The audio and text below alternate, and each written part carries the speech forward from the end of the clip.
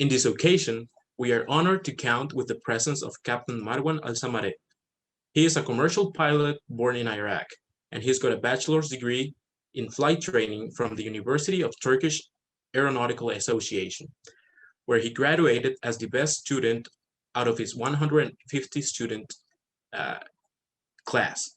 Currently, he is the flight instructor and global representative of the Lift Flight Academy. You may start now, Captain Alsamaraee. Thank you so much, Mr. David, for this opportunity. Thanks for the University of Don Bosco. Let's start presenting. Okay. So, as Mr. David has said, today we will be talking about the global aviation industry. We will look at the growth for each region with a focus on the Asia-Pacific region in which Lift is located. And we will also focus on Latino America in which the University of Don Bosco is located. And we will, as the second part of this presentation, we will be speaking about our plans, how Lift is trying to create a growth in Latino America, that is to say, South America and Central America. So let's start with it. We will also be speaking, of course, about the dream of becoming a pilot. We will be addressing students, we will be addressing institutes, we will be addressing experts in the aviation field and investors in the aviation field in Latino America. It will have many branches, but they are all connected to one goal, which is achieving growth in Latino America, especially in the aviation sector. So here's a brief introduction. My name is Marwan, I'm from Iraq. Becoming a pilot was always my dream ever since I was a child, even before growing up and becoming aware of myself. I was always traveling because of the unfortunate situation in my country. We traveled to many countries. We mostly traveled by airplane. So I kind of loved this idea, and I always used to look at the sky whenever there is an airplane and expect my family to join. I mean, my relatives from other countries, especially my grandfather, I used to imagine that he was a pilot and he will come and take me back to Iraq. So that's how I started loving aviation. Also, it was my father's dream. So I kept trying until I achieved my dream. And therefore, I tell everyone not to let go of their dream of becoming a pilot. Don't think about the finance. If you have a goal, you will achieve it. You will know how to achieve it. The most important thing is to have a true will to become a pilot and not to let go of your dream. So I studied in Turkey. Actually, I applied to many places, the UK, Malaysia, Turkey. I chose Turkey because it's close to my country, Iraq, and it's a developed country, and aviation is taking its place in this country. And the Turkish Airlines is one of the best and most developed airlines in the world. So I studied at the University of Turkish Aeronautical Association. The Turkish Aeronautical Association is one of the oldest associations in the world, established in 1925. And I obtained my bachelor degree. I obtained my commercial pilot's license, multi-engine rating, instrument rating, and I achieved my dream. But seems like God's plans were different for me. I wasn't, the chance that I found was from Lift, which is one of the fastest growing academies in Indonesia. Indonesia is itself one of the fastest growing countries in aviation in the world. And I found that they are very good people, very educated people. And I started working with them as a representative. Then I was officially accepted as a flight instructor. And here I am today. As I told you, loving aviation allowed me to achieve my dream, to keep running for it. And it also allowed me to come out on top of my group, which was the biggest group in flight training in Turkish history. Almost 100, a batch of 150 students. So I'm going to share here a little part of my experience as a flight training student, and I'm going to show you how beautiful it is to fly an airplane.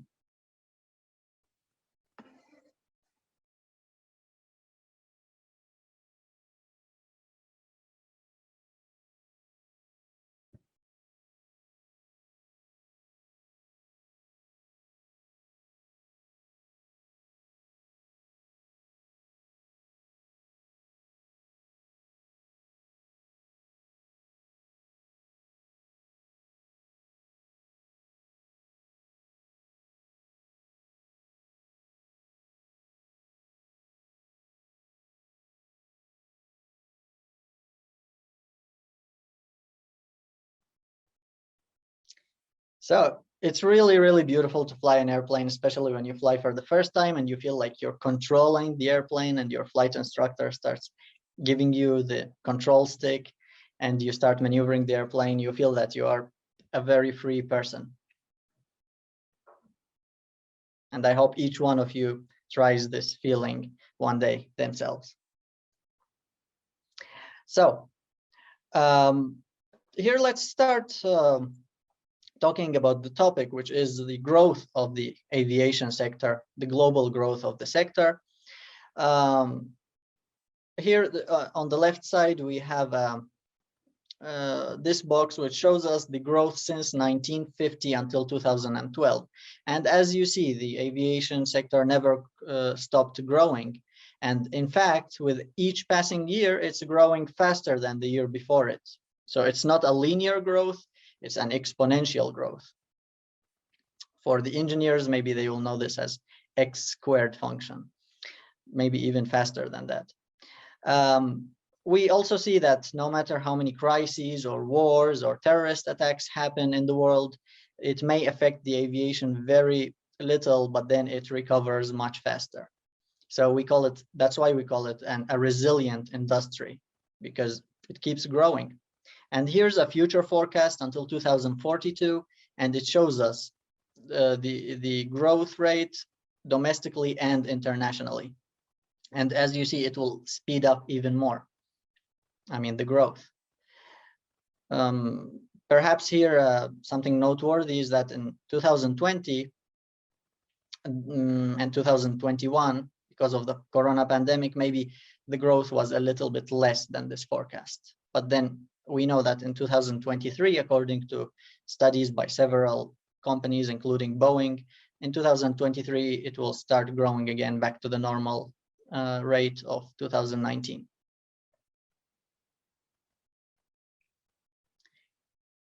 This map also shows us, it's a color-coded map. It shows us the growth of the sector by region. So we have North America has a medium growth. We have, for example, Latin America, except Central America, it has a low growth, and we will talk more on that and why is it like that and how we can improve it. Africa, Middle East, Europe, Russia, all medium growth. But in Asia Pacific, it is the fastest growing region in the world. And at the heart of this region is Indonesia, this huge archipelago consisting of more than 17,000 islands and expanding over more than 5,000 kilometers with a population of 273 million people. So Indonesia is actually expected to be, within one decade, expected to be the 5th largest market for aviation. Now that we have talked about growth, let's see how much currently it makes, the share of capacity of the industry of aviation by region. So we have sectors like North America, about 35% of the sector, Europe about 10%, Middle East about 6%, Latin America and Africa, each one of them about 2% of the aviation industry, but the Asia Pacific is about 45% of the global market of aviation. That is half of the market, half of the industry is in this region here. Now let's start talking region by region, starting with Africa. Okay, here we can see the total jobs and GDP supported by aviation in Africa in 2016. So the total GDP was 55.8 billion. Okay, and let's see how aviation directly affects it. It affects it by $10 billion. Indirectly, this means by commercial goods and the supply chain related to aviation, basically commerce, it affected by almost 7 billion. Induced, this means that the people in the aviation sector, how much do they spend in the economy? 2.8 billion. And tourism is always the biggest, as we will see. The tourism industry related to aviation is about $36 billion. The jobs, we have 6.2 million jobs supported by aviation in Africa, distributed as shown here. Let's look at some information. The growth of the passengers has shown some improvement in the past few years in Africa, but the liberalization of the market is still in progress. There's a decision in Africa which is called Yamoussoukro.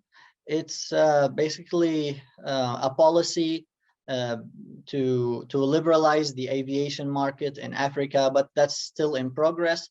Noteworthy is that the bilateral agreements between African countries under the African Union have had a better impact so far.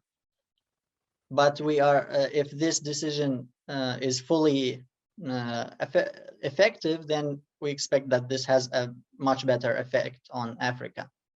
By 2036, about 9.8 million jobs will be provided, 60% more than in 2016, which is here.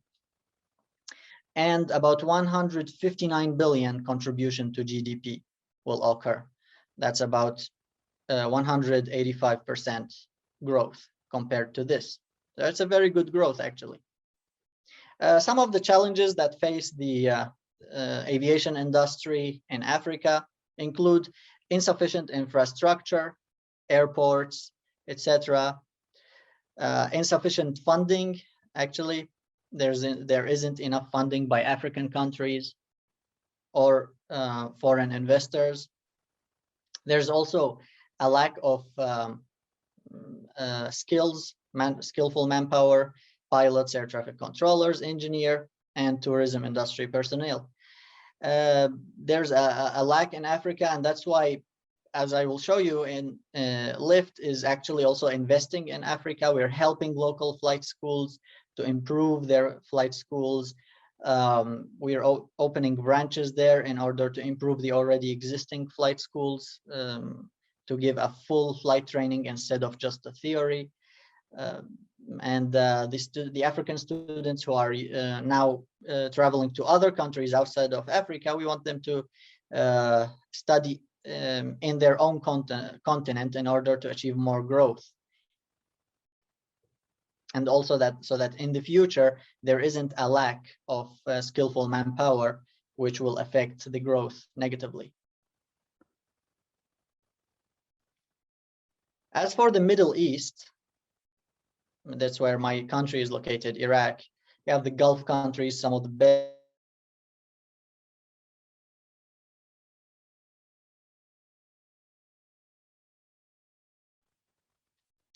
So actually, there's a very high growth in the Middle East, And this resulted that the center of gravity of the aviation industry, it shifted from the North Atlantic towards the East Mediterranean region.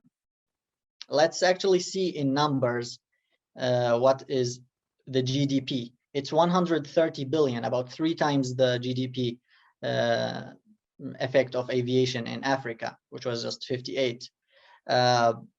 Aviation directly produces about 33 billion, indirectly by commerce, about 21 billion, induced by this expenditure of the aviation personnel is about 10 billion, and tourism is about, it's exactly $66 billion.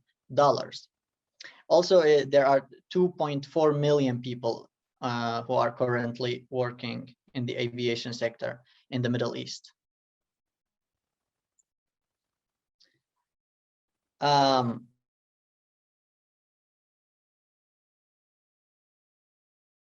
It's between Asia, Africa, and Europe, so it's connecting these 3 continents. It's also the fastest growing since 2011. It was the fastest growing region in the world, but then it slowed down below the world average. By 2036, 4.3 billion jobs will be provided compared to 2.4 currently. That's 78% more than now. And 345 billion will be the contribution to GDP, about 3 times the existing, the currently existing GDP effect. That's about 166%. The challenges that face the Middle East, as we know, this is very famous, the fluctuating oil revenues. You have the OPEC, and it's continuously trying to raise the oil prices while other countries are trying to reduce the oil prices, the regional conflicts, and the overcrowded airspace. Also, there needs to be a political commitment to market liberalization. It's not liberal enough. There should be more freedom in the market between the countries. This will achieve even a better growth. So we need a regulating body in the Middle East. Now about Europe and Russia. So Europe being one of the most liberalized region in the world, the GDP is $823 billion. That's a huge, one of the biggest markets in the world. Aviation direct is 192 billion, indirectly by commerce 225 billion, even bigger than aviation itself. And then the induced is 111 billion. Tourism here isn't as huge a percentage as in the other regions. It's 293 billion, but it's still the biggest. Let's look at more information. As we said, Europe is one of the, actually, I believe it's the most liberalized region because they have a regulating body, the European Aviation Safety Agency, EASA. Europe is like one airspace. Like you take off from one airport in country A, you land country B. It's as if it's one country. Europe, and this is what needs to happen actually in Africa and the Middle East and Latin America, as we will say. The European Common Aviation Area was established in 2006, and there were 36 contracting parties. Interestingly, almost half of the international passengers worldwide are carried by European airlines. So the Europeans are carrying more than half of the passengers in the world, and that's why there's a huge GDP effect, and the jobs are 12.2 million.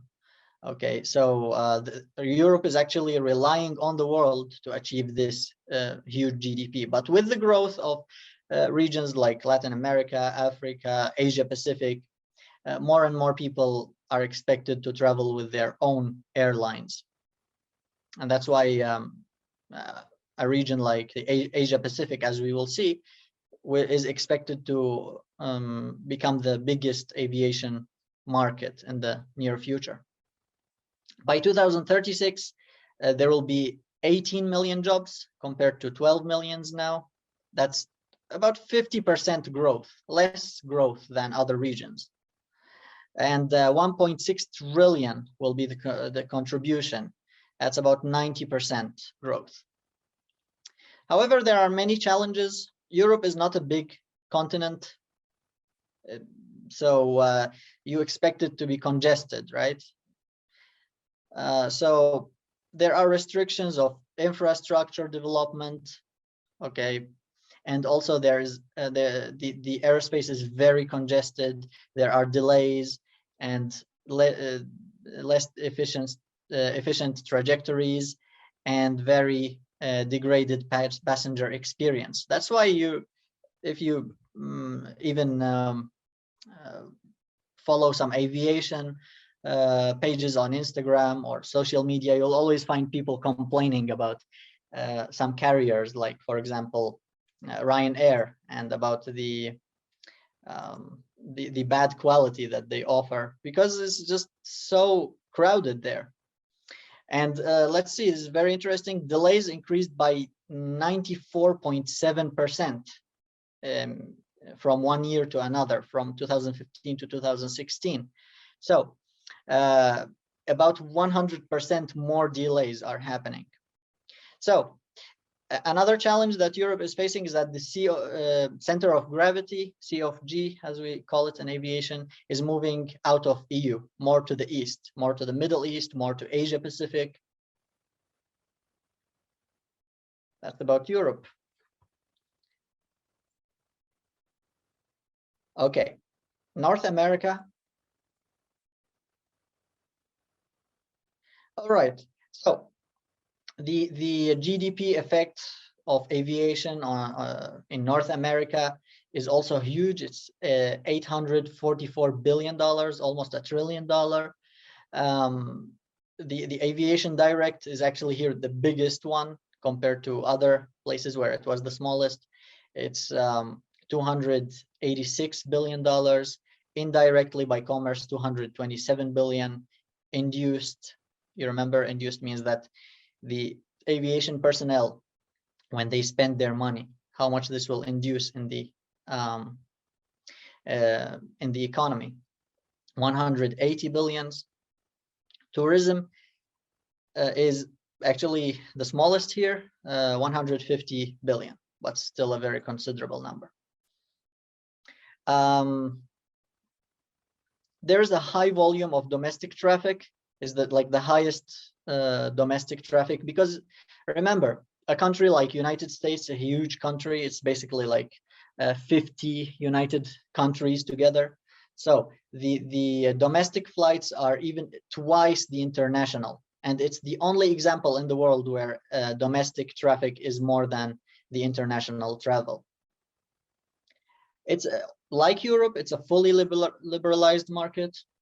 By 2036, about 20 years from now, 10.4 million jobs will be available compared to 7 now, and the GDP will be $1.5 trillion. Okay, about 80% growth. Still, that's low growth, lower than even Europe, which was 90%. The challenges, of course, we know that developed countries have a lower improvement in their economy because they're already a high and a saturated market. Some challenges is it's basically like Europe. It requires to improve, improved traffic flow and reduced congestion. Nothing new. So because there are very, very high airport delays in the US, and here's a fun fact for you.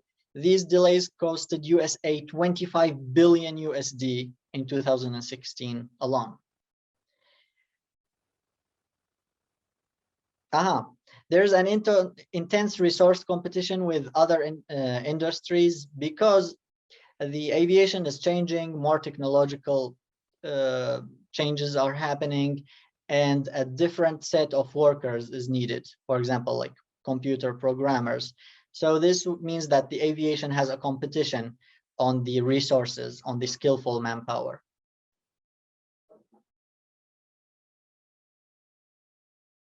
All right, the Asia Pacific region, where Indonesia is located, and our academy lift is located here, actually in the island of Lombok, just east of Java Island. All right, it's still a huge market. The GDP is almost 700 billion. The aviation direct about 149 billion, indirect about 120 billion, induced 130 billion almost. And tourism here is a big share because, you know, many Asian countries are touristic attraction. So it's 287 to almost 288 billions. And the jobs, huge number, bigger than anywhere else in the world. 30 million jobs are provided in aviation. So as we said, it's a very important center of growth in aviation right now.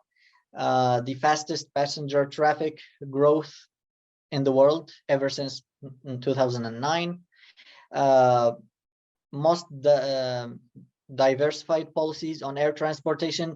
There are very liberalized airspaces, and there are very conventional airspaces such as China, but even China is opening up now. So the world, you know, Asia Pacific is part of the world, and all the world is liberalizing the market. It's opening the market with other countries because this is actually better for every country.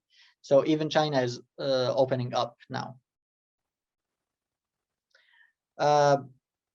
In 2036, again, 44 million jobs, huge number, will be created, which is 46% compared to this one.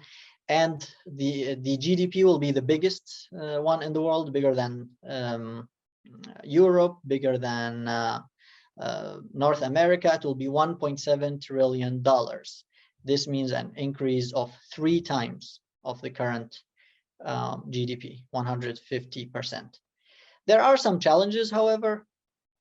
The infrastructure needs to be improved because the improvements are not happening fast enough to keep pace with the accelerated growth. So there is a huge growth, very fast growth, but the infrastructure is not as fast as the growth. And actually, a yearly, an annual investment of more than $6 billion will be needed in order to improve the infrastructure. And also there should be better regulations, because there's, as in the Middle East, remember, there should be a regulating body, like, for example, EASA in Europe. It should be just considered one market, and then the airlines in the region should be very free to fly from one place to another. Yes, so more cooperation is needed, as I said, and there should be a seamless connectivity. A very easy flow and connectivity are needed.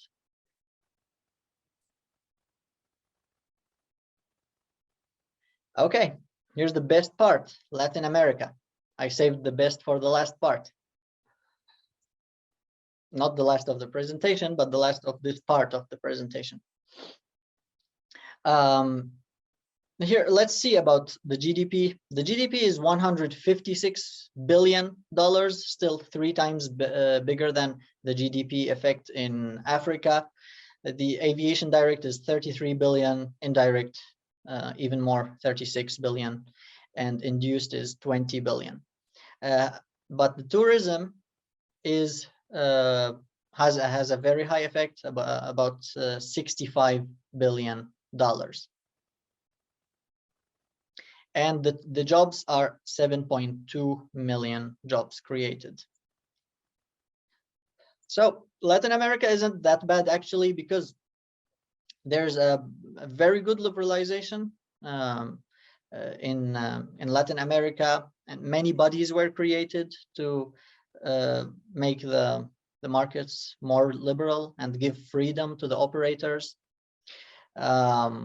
Many liberalization initiatives happened, including the Andean Community, CAN, the Caribbean Community, CARICOM, the Southern Common Market, Mercosur, and the Association of Caribbean States, ACS. There are many bodies. The market is liberal. Also, there is cooperation between the airlines there. So there are some good things happening there. Also, the growth is still better than the world average, because as you see here, 11 million jobs will be available in 2036, 54% more than in 2016. And the GDP contribution will be 353 billion, okay, almost 3 times the current one, which is about 126%. So the current GDP effect is 156 billion, but within 20 years or less, it will be about more than $350 billion. There are many challenges. Let's talk about some of them. Infrastructure. Now, we need to understand why is the growth less than other parts of the world, why such a huge continent, one of the biggest and richest continents in the world, why the aviation is not very developed in Latin America. So insufficient infrastructure, airports, etc., that's not very developed. Air traffic management, the flow of the air traffic is also needs significant improvements, and excessive costs and taxation.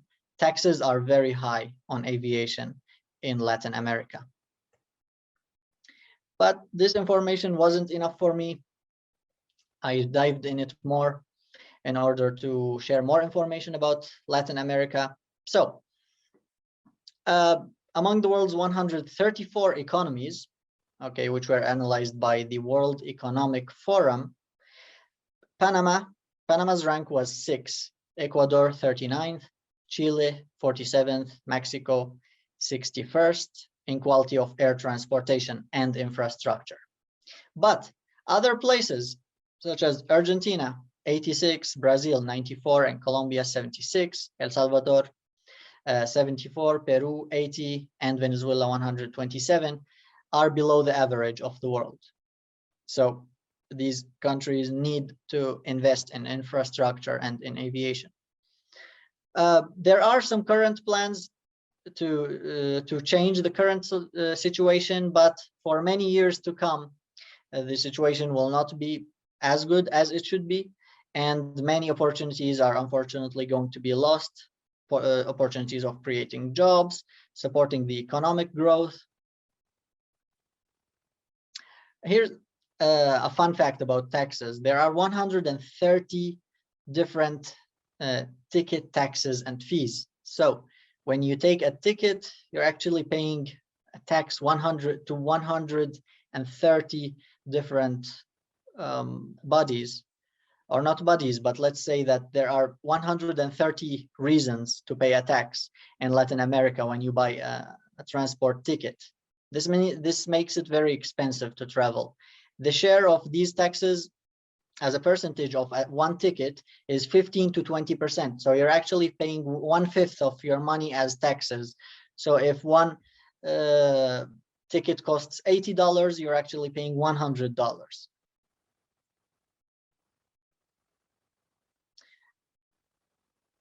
So the projected or the expected expansion of the aviation sector in this region will also bring the need for effective regulatory body. As I told you, now there are many initiatives that we talked about in order to liberalize the market, to control it, to make the same rules in all the countries, but it should be more effective. And if with the expected growth, Latin America it's one of the challenges. It needs recruitment of training, the recruitment and training of the necessary skillful manpower. This means that Latin America will need to train more pilots, more air traffic controllers, more maintenance engineers, more people in the aviation industry, which is what we're trying to do in LIFT. We're trying to train pilots in Latin America, as will be explained. We're trying to basically train more skillful manpower. We want to train pilots specifically, because if you train the skillful manpower, you're already eliminating one of the challenges for the growth of Latin America. We're also trying to open branches with prestigious universities such as the University of Don Bosco. And we're trying to open more flight training departments, train more pilots, and also open other departments such as aircraft engineering and air traffic controllers and cabin crew, etc., to close the gap between the needed personnel and the existing personnel. Let's take a look at numbers. Every year in Latin America, the continent will need about 2,000 pilots, 600 air traffic controllers, about 2,400 new maintenance technicians, and about 3,000 cabin crews. That's yearly, annually, until 2037.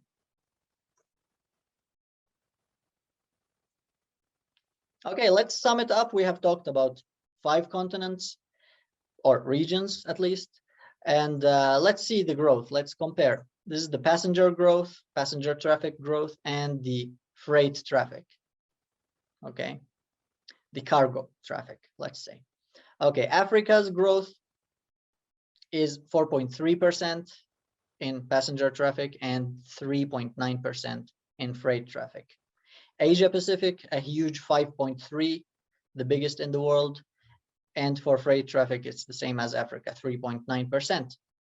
Latin America and the Caribbean, still more than the already developed parts of the world, Europe and North America, but it's lower than other continents, lower than other regions, 3.8% and 1.6% for cargo.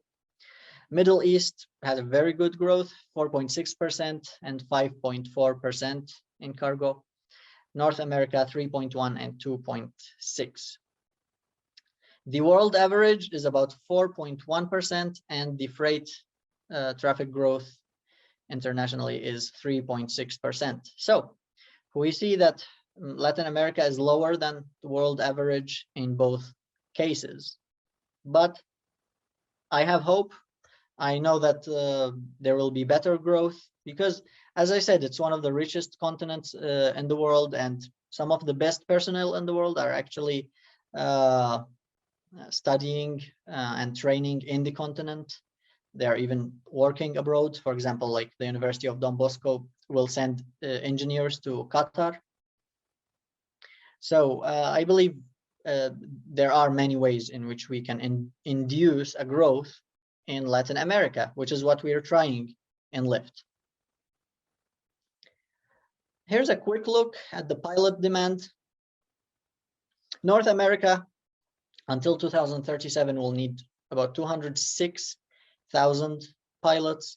Europe will need about 150, Middle East about 64, but Asia Pacific, more than 250,000 pilots will be needed. Most of them are commercial, and it's the highest pilot demand in the world. That's why actually the universities or the flight academies or institutes who are making partnerships with LIFT, they're taking the correct decision, because they're making a partnership with one of the fastest growing schools and one of the fastest growing regions on Earth. So the personnel that we are training at LIFT, actually, I expect that so many of them will be working in Asia Pacific, specifically in Indonesia. They will not even need to come back to their countries. But of course, we want many of them also to get back to their countries, because Latin America or Africa or the Middle East or any place with which we are making a cooperation, they also need manpower.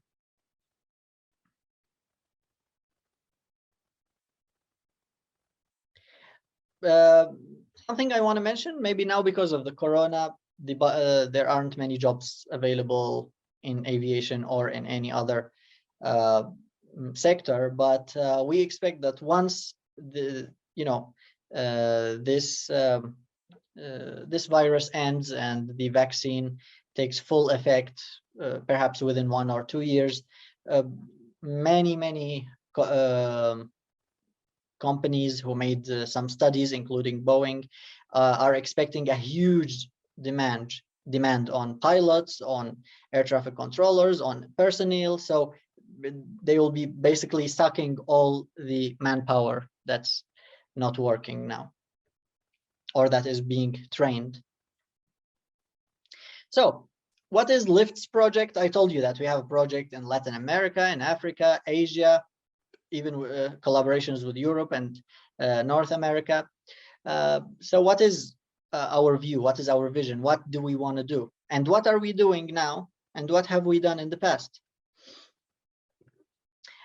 We have, for aviation, for being a pilot, okay, for piloting, flight training department, we have 3 choices that we offer to our partners in other countries. By the way, we're very open-minded. Any one who contacts us and they have a university, or they personally want to cooperate with us, or they have an institute, we continuously deal very positively with them and support them to improve what they already have, to open a flight training department for pilots, or to improve the one that's already existing there. So what we're offering is that we have 3 offers. One of them is very simple, a fast track training. Basically, it means that if the university or the academy with which we make an agreement is not ready to open a fully operational department,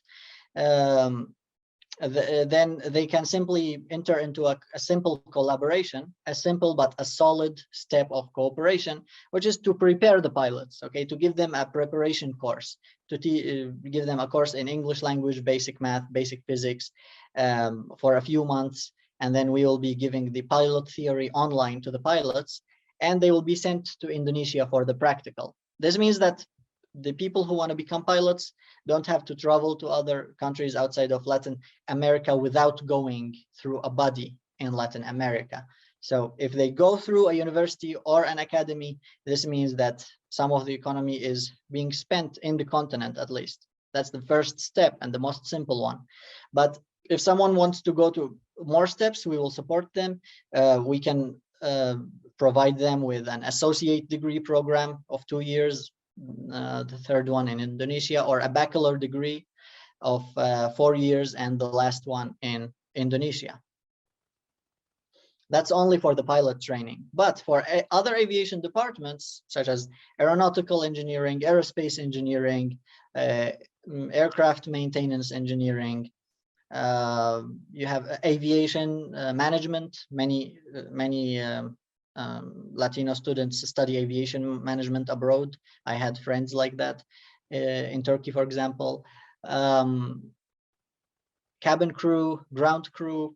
We can expand the aviation studies with our partners in Latino America or other places. We can support them to offer these carreras, right? These specializations, these studies. But that's step by step. Whenever they are ready, they want to move on to the next level, we support them. So as you see, the agreement is not just a frozen agreement. Okay, you bring pilots and then you send. No, it's not like that. It's about helping the institute to make the part that it already can do, and then helping it to develop to do more training in the continent with time. Here are some. Also, there are future possibilities. We can deploy a part of our fleet in there. We can send aircraft if we see a good market response, flight training aircraft. We can invest to make this university or academy have a very good, very developed state-of-the-art department of aeronautics. or it could be a flight training organization, FTO, depends on who cooperates with us. It's also our goal to achieve growth and development for our partners and benefit them as much as possible, because doing business is about benefiting two parties. It doesn't make any sense if you want to benefit alone. So you support them to do as much as they can as a part of the training, and then you support them to do even more. We also want to create jobs, because if you train more pilots and more engineers and more air traffic controllers and more cabin crew, it means that you're creating jobs for the instructors to train them. Also, whoever cooperates with us and the people who are already cooperating with us will gain experience in the aviation field, especially if it's a university which does not have a department for pilots or for aeronautics. They will open a new department, which will be really good for their reputation. They will achieve academic benefits, reputation benefits among other competitors, local competitors and international competitors, and they will achieve economic benefits.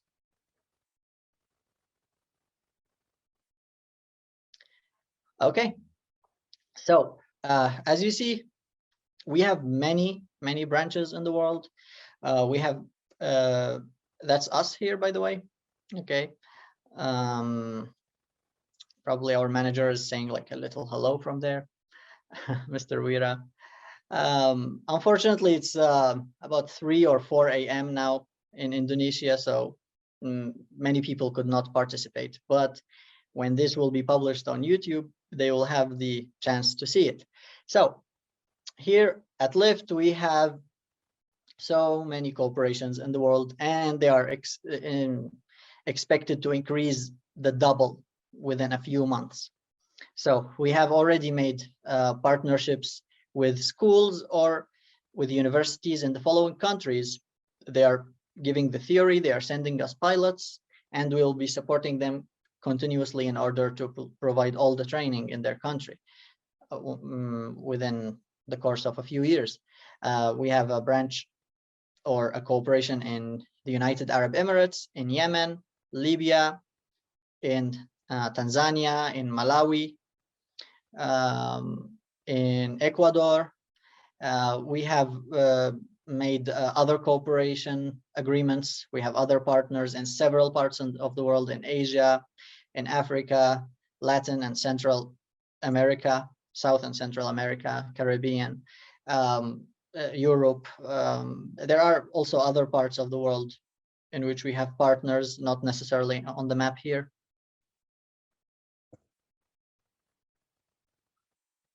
Okay. Right, now let's talk about the academy, LIFT. LIFT, actually, it's the short version of Lombok Institute of Flight Technology. So that's why it's called LIFT.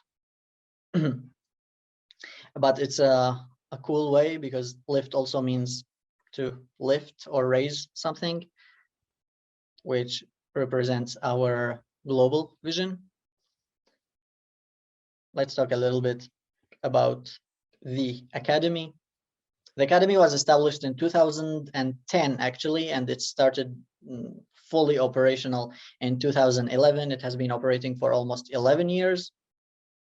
It's situated in Lombok. That's why it's called Lombok Institute of Flight Technology. It's the name of the island. It's close to the very iconic island of Indonesia, Bali.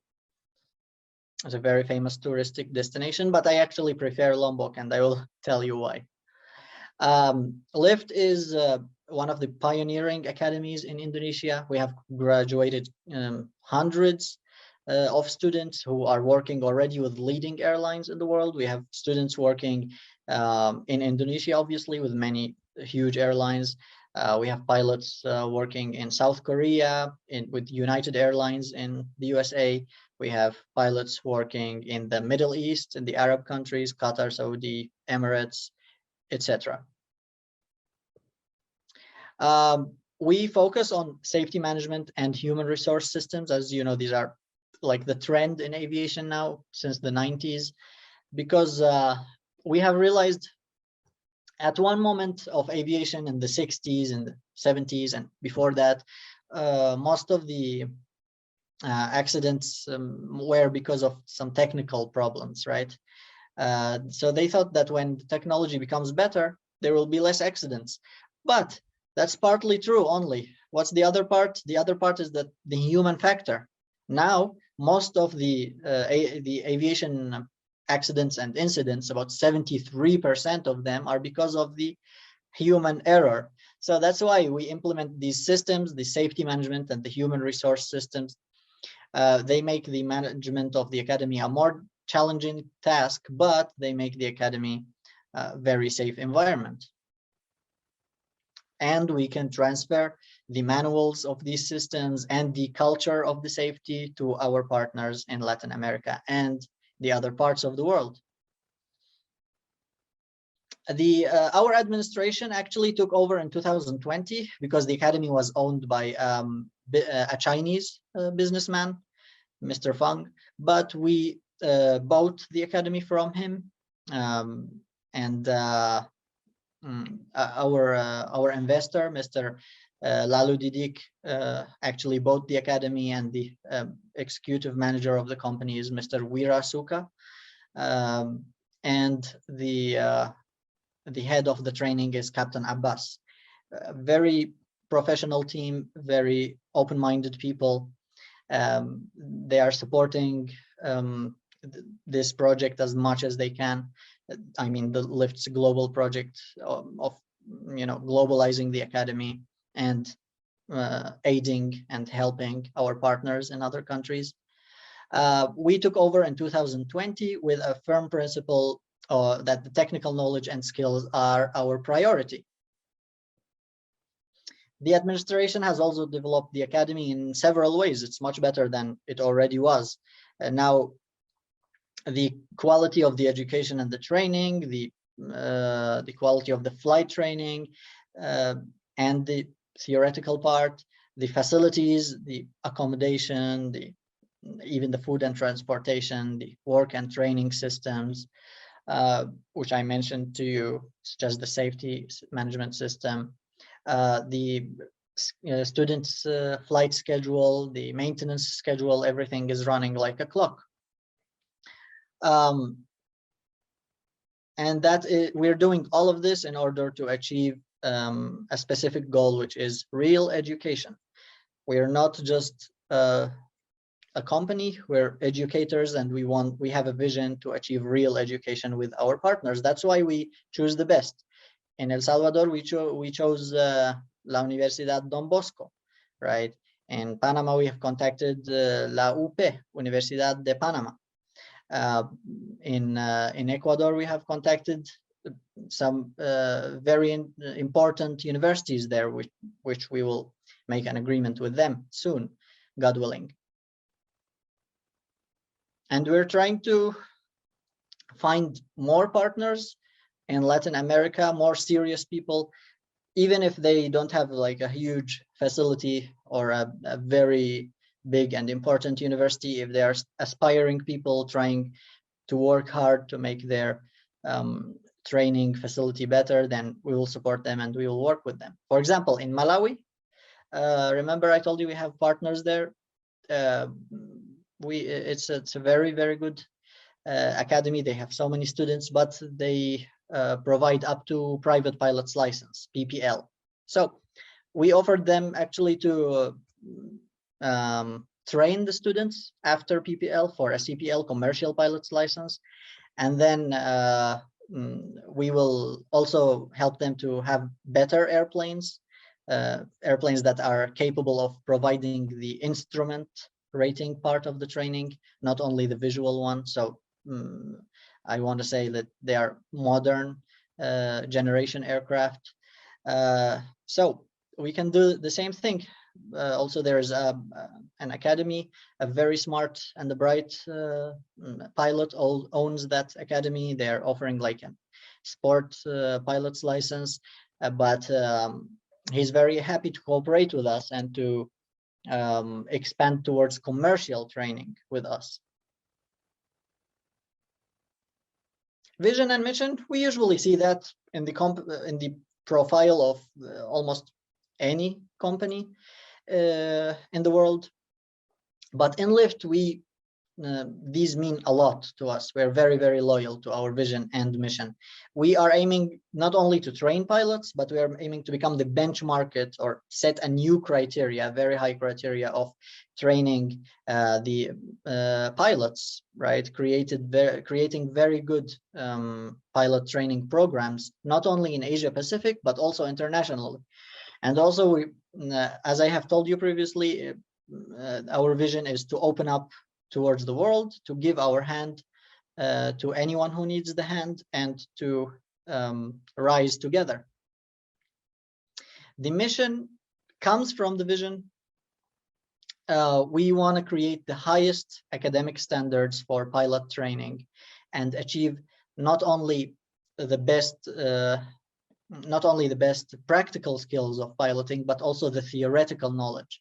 That's why we want to create with our partners some associate degree and bachelor degree training for pilots. So most of the pilots now, more than 90% in the world, are training just 1.5 years, finishing an academy. But we want to cooperate with universities to create these programs of bachelor degree or associate degree, because they create safer pilots. A pilot is not just a driver. Unfortunately, in many academies in the world, they're just memorizing a question bank and going to the Civil Aviation Authority of that country, and then they're doing exams, and then they're forgetting about the theory. It's just, for them, it's just about it's like flying, it's like driving a car, basically. So the safety culture is not as good as it should be, but creating a pilot with a bachelor program or an associate degree program will make much better pilots, such as the program that I studied in Turkey. It was a 4-year program. And many airlines in the world, by the way, are now asking for a bachelor degree from the pilots. So why do you have to study a bachelor degree in financing and then come and do other 2 years of training, which will take 6 years of your life? If we can create one program of 4 years, providing both a pilot's license and a bachelor degree, then you're saving 2 years of your life and you're starting your life earlier. All right, so let's watch a short video about Lyft, the academy, and its facilities.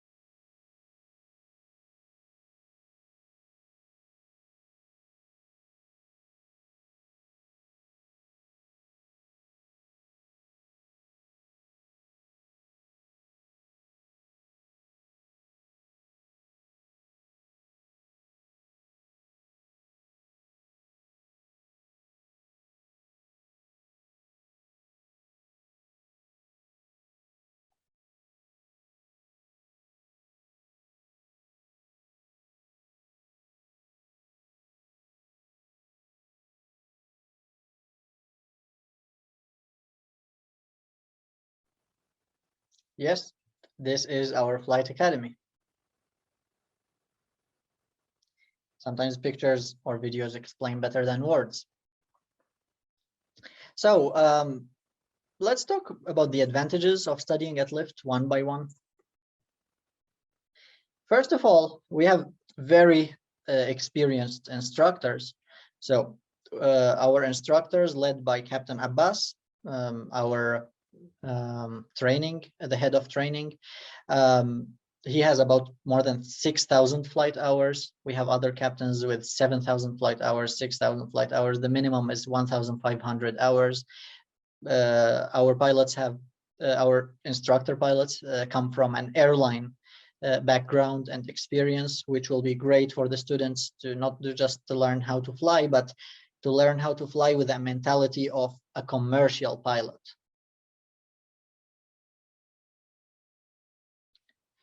The facilities that we provide to all of our students and applicants include the dormitory, the accommodation, the transportation with the very comfortable and modern cars of the academy. I mean, transportation between the academy and the airport, right? Lombok International Airport.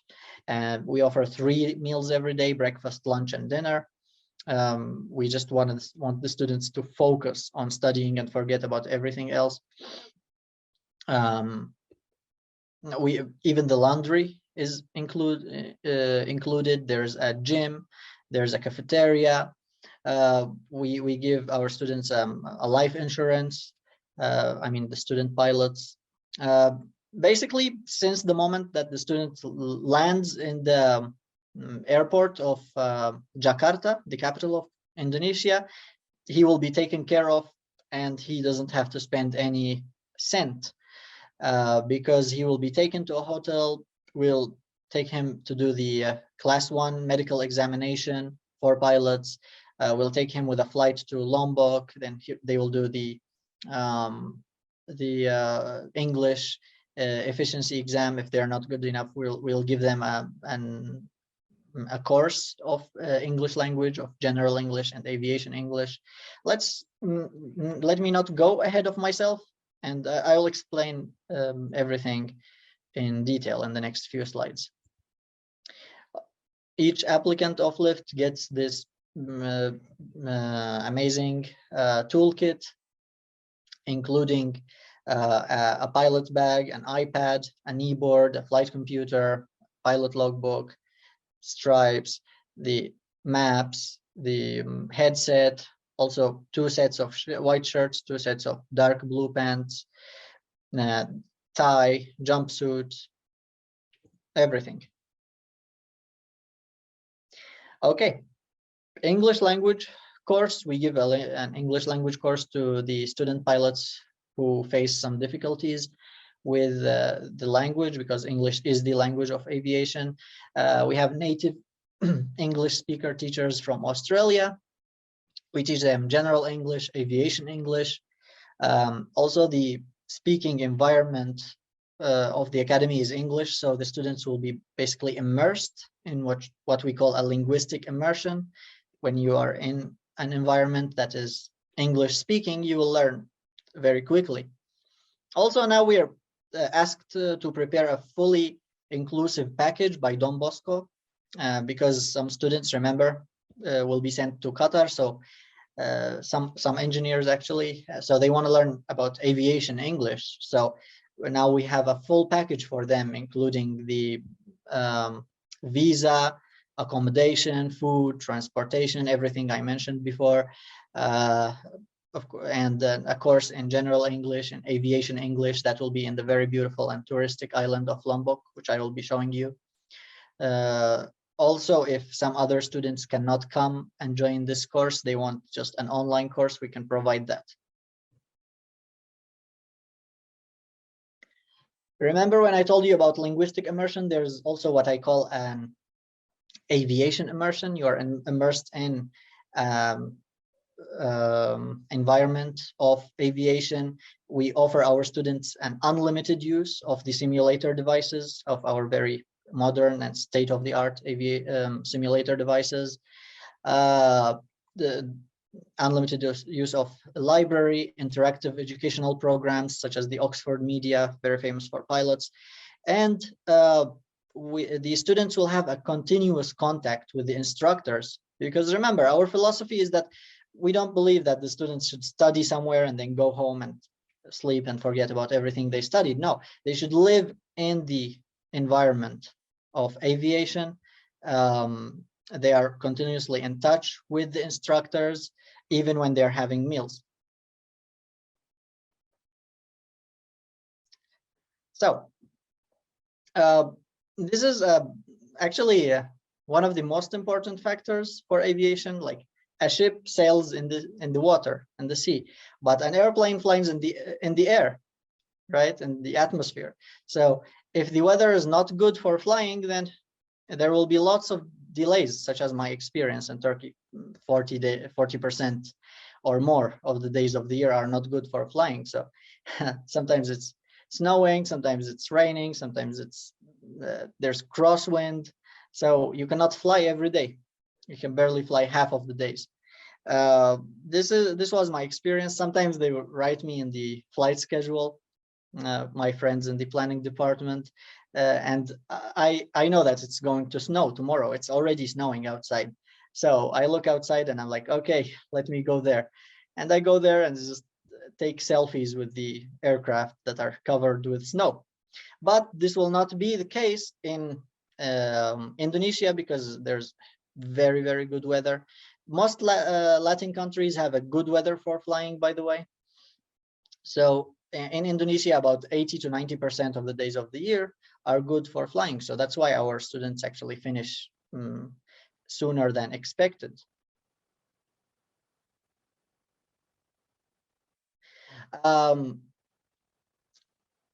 Lombok Island, I told you, I promised you that I will speak about it. One of the most beautiful tourist destinations, not only in Indonesia, I may say in the world, because this island has not become very congested with tourists, like Bali, for example, which has become the victim of its own tourism. But in Lombok, it's still like a virgin nature, very friendly people, very cheap prices. Like in $1 would allow you to eat probably 2 meals. So that's why I prefer it to Bali, because of the nature and the people and the prices.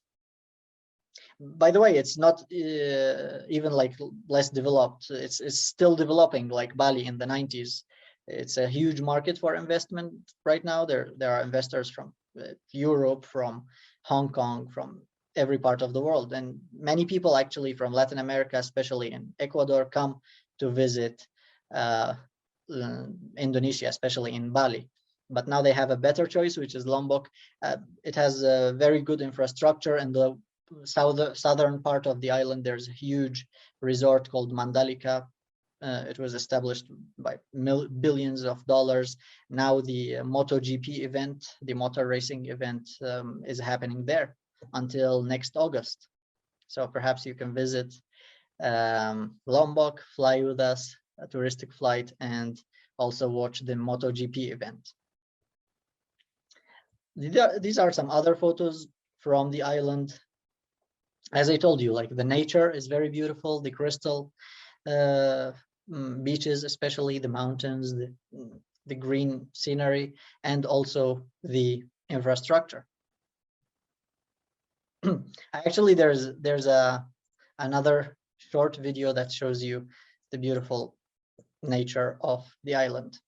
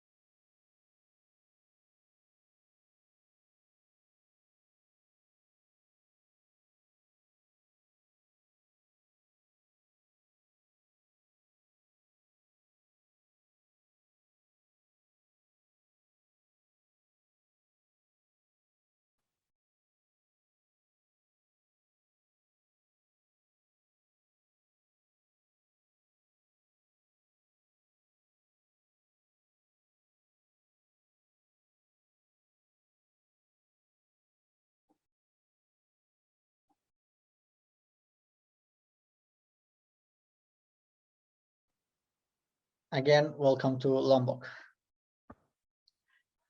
The culture usually a forgotten factor when you want to travel somewhere, when you want to send your students. The people are actually, the Indonesian people are considered the most friendly people in the world towards expats. They're very tolerant. They don't care where you come from. And actually, I have noticed that they love expats and treat them even better than they treat their own people in the country. So I believe it will be a very pleasant experience for the students or for anyone who wants to visit the academy. And this culture is actually represented in the culture of the academy itself. We are like one family, the management, the staff, the students, everyone is one big happy family. We treat each other like brothers. That's why I believe that many students will prefer to stay than to go back to their countries.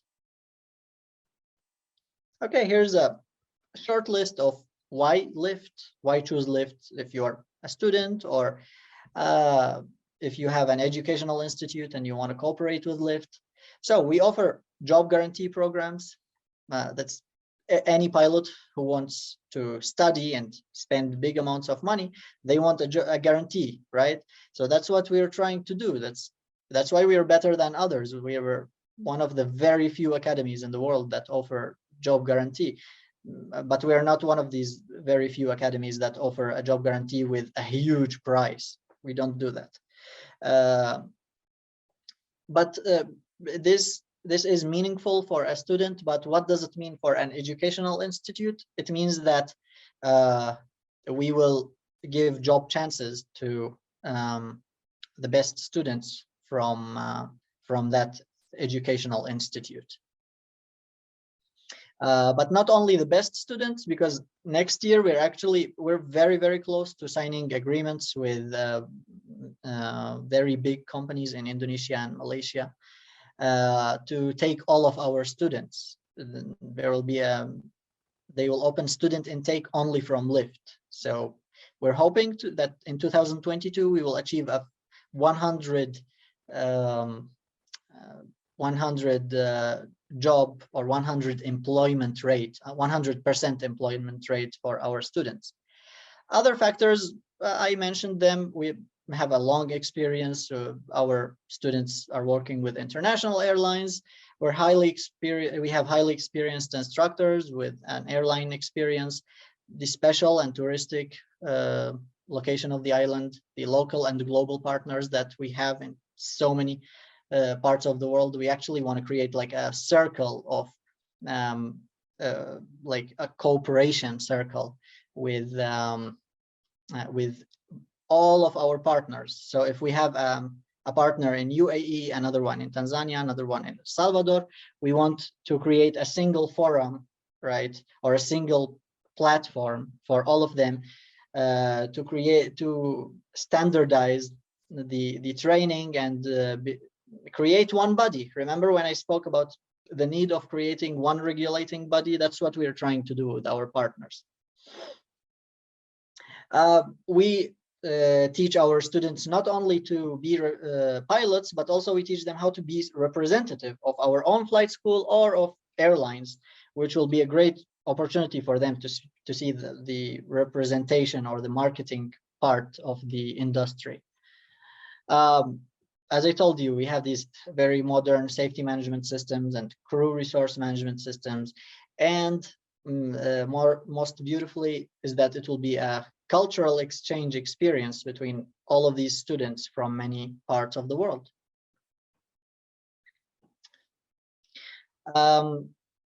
Here's the Job Connector program, the Job Guarantee program. When I say a job guarantee, it's very vague. No es muy claro, pero si explico los detalles, eso va a ser mucho mejor, right? So if I explain the details of this job guarantee, or what we call the Job Connector pilot program, it will be very clear for any student who will join us. So at first, you take the private pilot's license, 3 months, then the commercial license for 6 months, instrument rating. This means that you're going to fly the airplane depending on the navigation instruments when the weather is bad. and you don't see outside visually. And also a flight instructor course. So even if there's 1% of academies that tell you, okay, you can have a job, they will not give you this inclusive in the program. So it would be like even more expensive, but we try to squeeze it all together. Then you'll be working as a flight instructor and gain up to 1,000 hours as a flight instructor added to the maybe about 250 flight training hours. So you'll have maybe 1,300 hours when you finish this program, and you can join any airlines, and you'll actually get a very good salary for that while you're doing the pilot flight instructor job with us. And then you'll have even a better chance with airlines. Student facilities, we have very modern and comfortable classrooms, comfortable rooms, modern building, state-of-the-art simulators, and new generation training aircraft. For the theory, we use the Oxford and Jeppesen theory, which are two of the most famous ones, this one in the UK, this one in the USA from Boeing company. We have bought this academy last year, and we already bought 4 brand new aircraft, which I will show you in a moment. So we have actually an idea to renew our fleet each 3 years. This means that we will have more airplanes than we need, and this means that we can deploy them with our partners.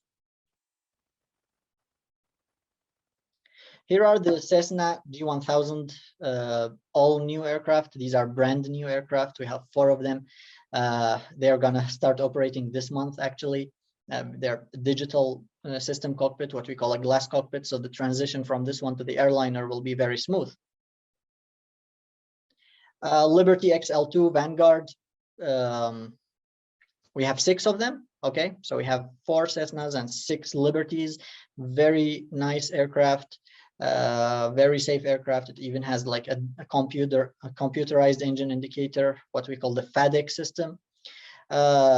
It shows you everything about the engine. So if there's a problem before takeoff, it will show you. So it's a very safe aircraft. Also, notice that this is a low wing, while this is a high wing aircraft. They have different flying characteristics. This one is more maneuverable. This one is more steady. So the students will have experience in the 2 types. The simulators, we have 3 simulators, all of them from Redbird company, by the way. And as you see, we have the FMX, which is 3D moving, simulating the movement of the aircraft. This is how it looks like from the inside. We use it for instrument rating.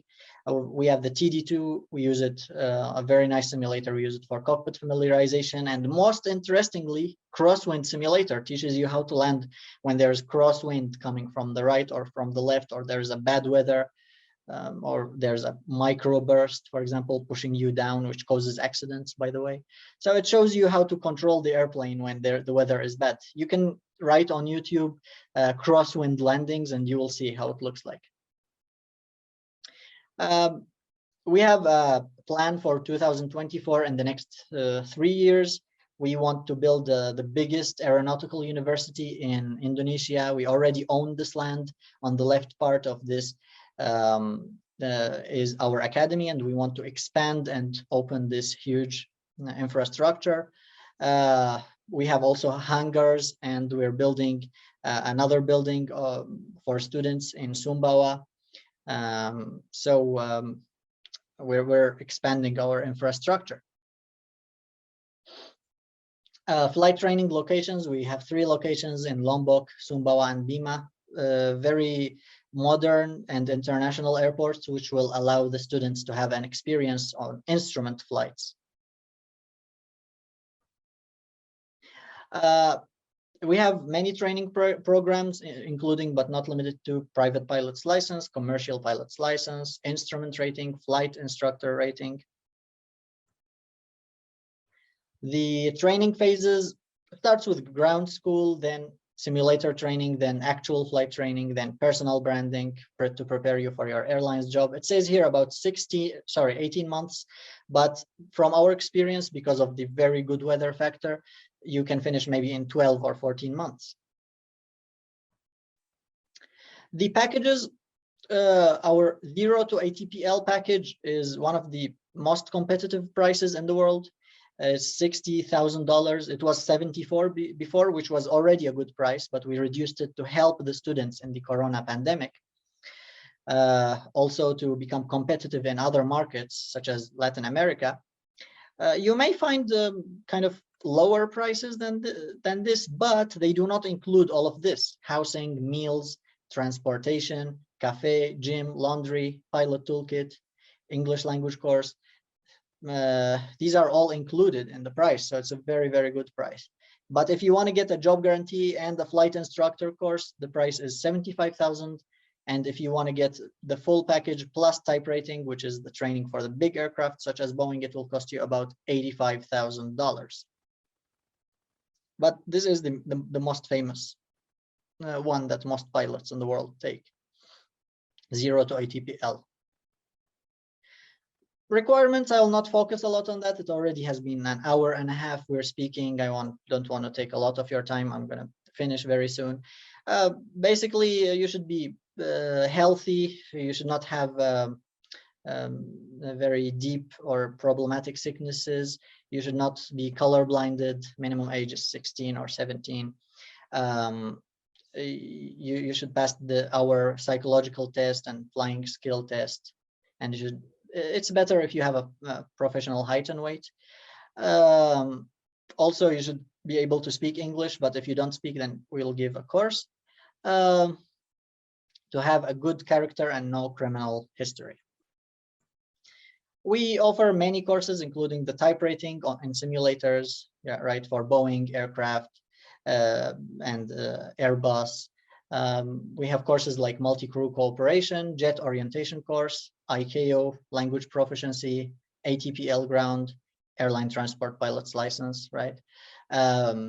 Safety management system course, crew resource management course, and license conversion to Indonesian license.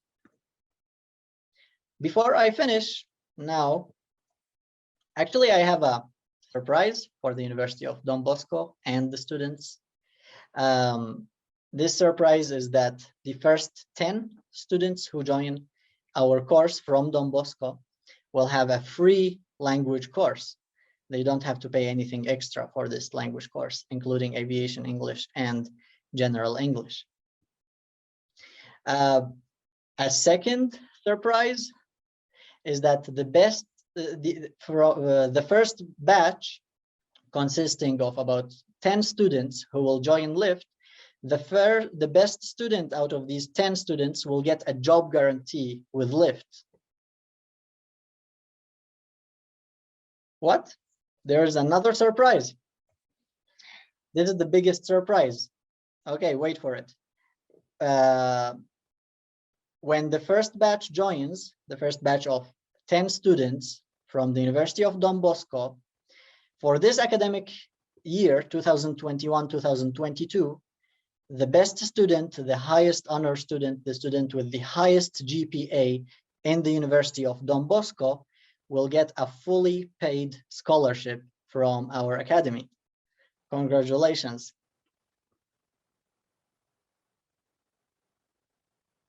Thank you so much for attending. Thank you for listening. Sorry for making this long. I actually want to thank my family who supported me a lot to reach this level and to present this presentation. I want to thank many of my friends. I want to thank Elizabeth. She's the one who made this presentation possible. I want to thank so many other friends, including my friend Lida from Brazil, who designed the first page, which you remember it was about Latin America and Asia Pacific and connecting them. Thank you, everyone. And if you have questions, please do not hesitate.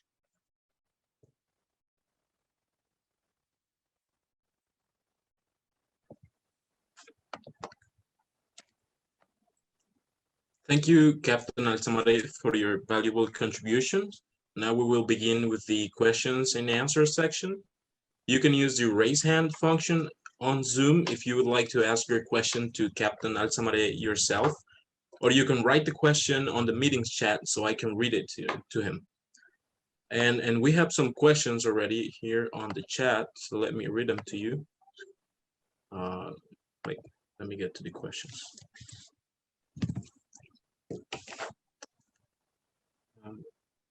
Let me see.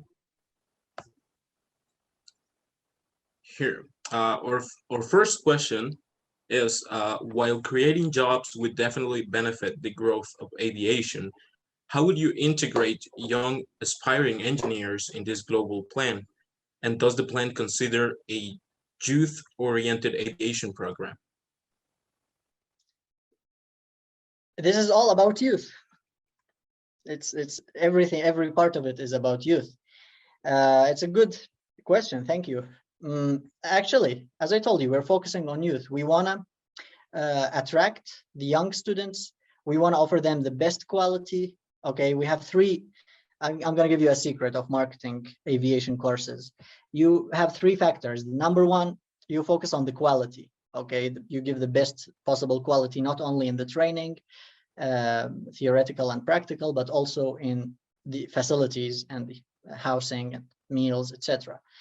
Factor number two is about giving the cheapest possible prices, which we are trying very, very hard to do that. The third one is about the shortest period, which is just about 1 year in lift. So what we're trying to do is that to create the job opportunities for our pilots, and for the engineers. We also have a program with our partners in Indonesia for aircraft maintenance engineering. If anyone is interested, they can contact us and we'll give them the full information about that. There's a huge demand for aircraft maintenance engineering in Indonesia. They can join, they can get jobs there. So yeah, we focus on the youth, we support youth, but also we don't forget the elderly, the ones who are running the universities and the important institutions. We also want to help them to globalize their institutions. Okay, thank you, Captain.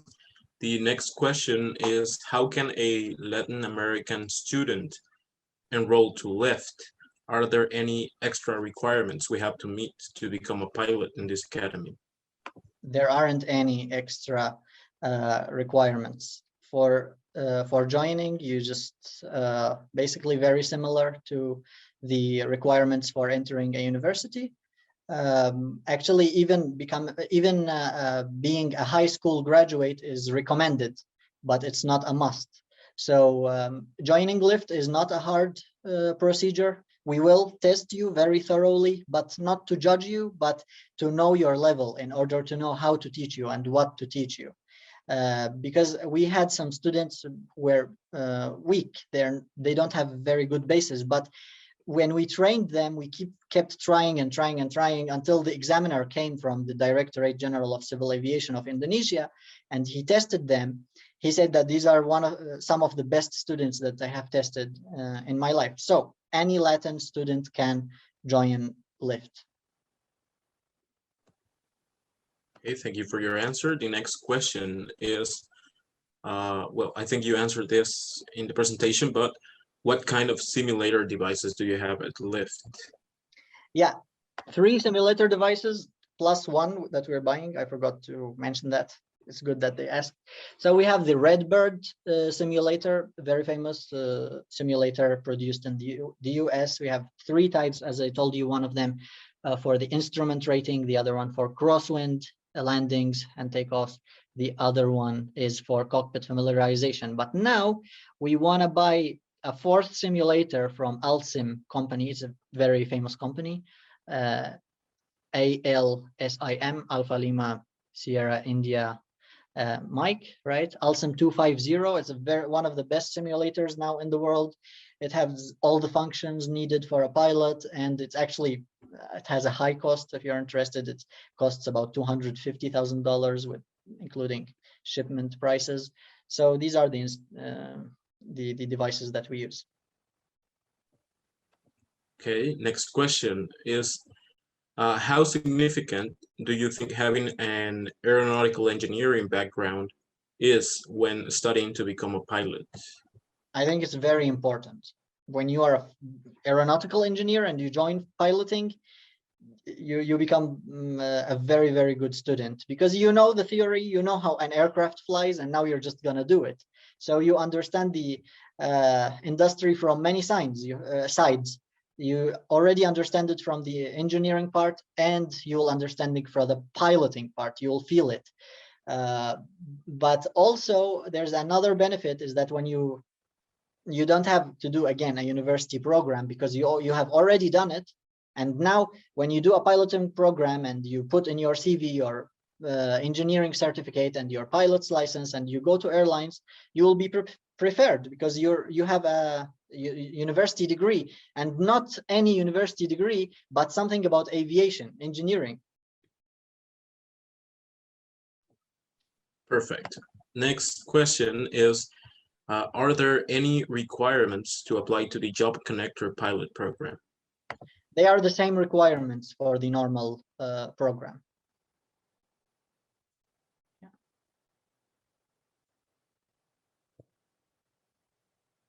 Okay, next question is, what does the partnership with Universidad Don Bosco consist of? Now we're still working on the memorandum of understanding. Now we have very general terms that, okay, this is LIFT, this is Don Bosco. We're gonna cooperate in things including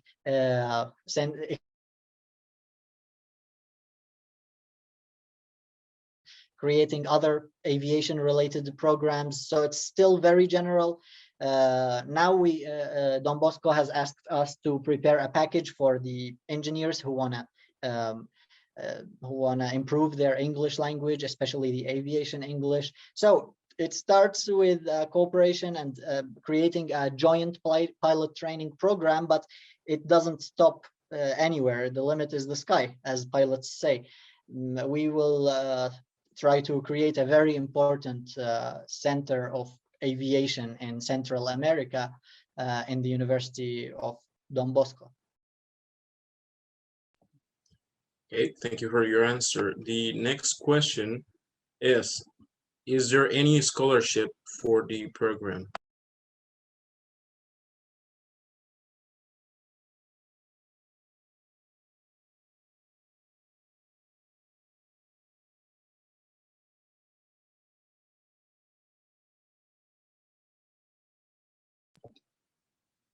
I think you're muted, Captain. Your microphone's muted. Okay, I think there was a technical problem. Were you able to listen to the question, or do I have to read it again? Can you please read it again? Sure. The question is that is there any scholarship for the program? Scholarship for the yes. Now we have expressed our goodwills to La Universidad Don Bosco by creating by giving a fully paid scholarship for the best student of Don Bosco. But actually we may even consider extending this for many years to come. Maybe it will become a tradition that every year the best student will give him a scholarship. But of course, in order to give a scholarship, there should be enough pilot intake, at least 10 students annually. Thank you for your answer. But the question was coming from a person whose name doesn't sound very Latin. So I guess his question is more in a general way, if there are any scholarship programs for the general people that's not coming from Universidad Don Bosco who wants to apply for a scholarship. Okay, good question. Actually, we do have such a program. So basically, at first, if someone is really aspiring and they don't have enough finance to join the program, we offer them with many offers. We accept them. We don't refuse them. We basically tell them, okay, if you are interested to become the friend of the academy or the representative of the academy, then you can do so. We will check your abilities, and if you're good, then you can be our representative, and then your efforts as a representative of Lyft in your own country and area, and then based on these efforts and how many students actually join through you, then you will be getting either a very good discount of your studies or a fully paid scholarship. And actually, another way to get a scholarship is that we're making deals with banks inside Indonesia. Perhaps now through our partners like Don Bosco, we can make some agreements with some local banks in El Salvador or in any other country, right?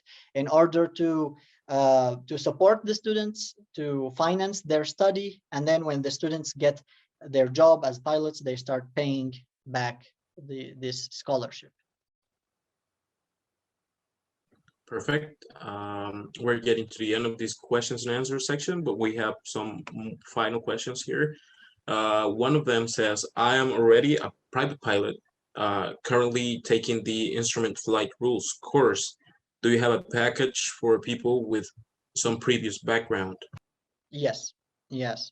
Actually, if you contact, okay, I'm going to tell you a secret of the aviation sector. If you contact most of the academies in the world, when you have some experience like PPL or some courses, they'll tell you, no, they're not accepted. You have to take from zero because this is not accepted in our country. But in Lyft, we accept everyone. We never say no to anyone. We try to do our best to help them. So we accept the training that he already did. Maybe if there's a conversion, we will take care of it. We will do a conversion to an Indonesian license and we will build upon that. He doesn't have to start from zero. So yes, we can accept the students who have done a part of the training, any part of the training in another country, not just the PPL. Okay, perfect. The next question from Andrews says, I'm studying electrical engineering right now. Do I have the opportunity to learn the pilot training? Yes, certainly. And as I said, this is actually an advantage for you because you already have a background, scientific background, especially about aviation. So absolutely, you can join. Okay, next question says, the way you describe aeronautical profession is very motivating. What else can you add or suggest to some students that think that the investment in this career is way too much expensive?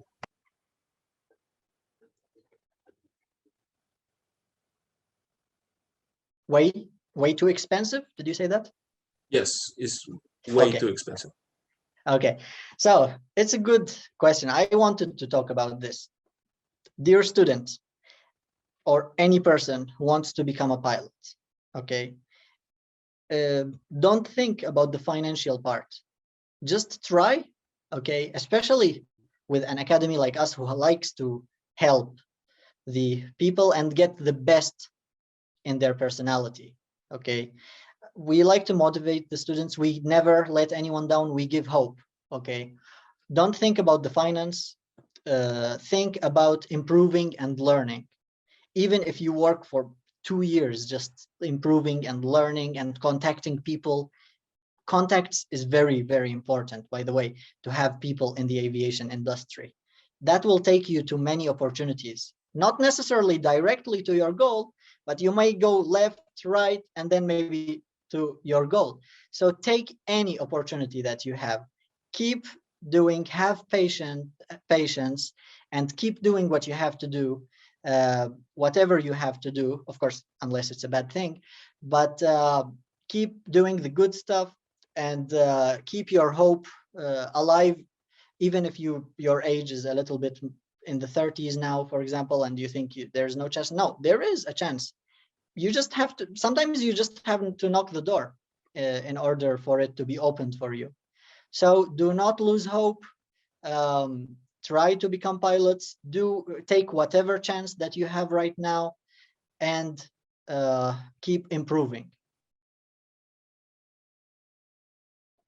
Okay, and the next question says, as an international student, what do I need to join the school?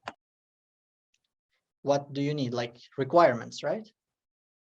Okay, so we spoke about the requirements, but added to these requirements, you should have a valid passport, right?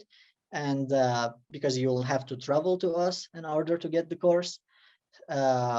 Maybe you'll take the first step of your training with our local training partners in your country, but then eventually you'll have to travel to Indonesia anyway.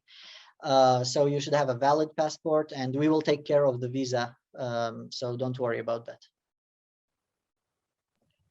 Okay, the next question is very related, and I think this is going to be your last question. And it says, I am Joshua from Kenya, and I am studying airport operations. I'd like to ask you to tell me what am I supposed to do so I get the admission letter, and do I need to pay any fee for the application? No, there's no fee for the application. The application form is available when you contact us. When you contact our marketing team, they will send it to you, and you can get, if you meet the requirements, you can get an acceptance letter for free. And actually, many students have contacted us. They need an initial acceptance letter because they need to show it to their supporters, right? The ones who are paying for their training. So we support them. We say that this is a very good student. He met the requirement and he can join us for the next batch. And we encourage the government of that country or any person within that country to support them. Okay. With that question, we are closing our questions and answers section. And right now, we will present a diploma of appreciation to Captain Alsamaraee for his valuable contribution to this activity. The diploma reads as follows. The Faculty of Aeronautics and Asociación Salesiana de Estudiantes de Aeronáutica grant this diploma to Marwan Alsamaraee for sharing his valuable knowledge as a lecturer on the webinar, The Global Aviation Growth by Region, how a nation flight academy is seeking to support South and Central America to develop aviation, given in the city of Soyapango on December 3rd, 2021, as part of the AeroWeek 2021, Trazando Nuevas Rutas. Thank you so much. I was really, really honored just by attending this event by the prestigious University of Don Bosco. But now getting also a certificate for it makes me feel even more honored. This will certainly add lots of value to me, to my CV, but it also creates a very beautiful memory that I will never forget until I die. Thank you so much for having me today. I hope that I have given some inspiration to some people. I hope I gave some good information to the people. I hope I raised the awareness of how global is aviation. That's why I spoke about different regions, so that because some students are thinking just locally, okay, what happens if I join you and come back to my country? No, you're now a global citizen, you're a pilot. Just think about all these different possibilities, different routes. You just have to choose one of them. Okay, choose the best one. So I like to say a very nice thing that I heard: follow your heart, but don't forget to take your mind with you. So aviation is global. Aviation is a beautiful industry. It includes all the parts of the world. Everyone is an important player, even the less developed parts of the world, because these will be the most important ones in the future, even more important than the already developed regions. So thank you so much for having me, and I hope I did a positive impact today.